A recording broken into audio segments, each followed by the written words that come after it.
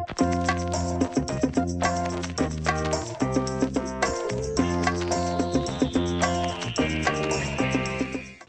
it's Isabel from thedietsolutionprogram.com, and today I want to talk to you about something very important, and that is all this confusion around carbohydrates.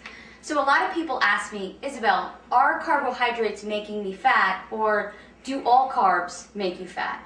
The answer is no. You need carbohydrates to make your body function properly, and you actually will not have any energy. Your brain and your spinal cord will not function well if you do not eat carbohydrates. Now, exactly what is a carb? Carbs can be things like bread and pasta and potatoes, but they're also fruits and vegetables and some beans. And a lot of people just think bread and pasta when they think carbs, when really fruits and vegetables can give you the carbohydrates that you need as well. So when you eat a carbohydrate, your body takes them and breaks them down and creates glucose.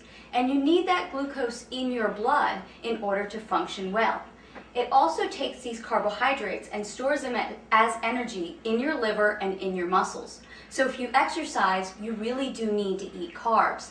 The problem is that a lot of people are eating an overabundance of carbohydrates, especially in the form of processed foods and baked goods and different breads and a lot of pasta.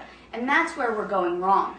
Another thing that happens with carbohydrates is they turn into glucose, and if your body doesn't use them, then it turns them into fat. And it stores them in your body as fat. So, okay, what are you going to do? You need to eat carbs for energy and to function, but you don't want to eat too many carbs so that you gain weight. Well, follow these rules, and you will have enough energy from your carbohydrates without gaining weight. Only eat starchy carbohydrates after activity and after a workout.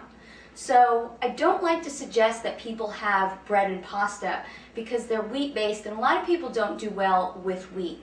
I like for people to stick to carbohydrates like sweet potatoes, yams, brown rice, different grains that maybe you're not really used to eating, like millet, quinoa, spelt, things like that.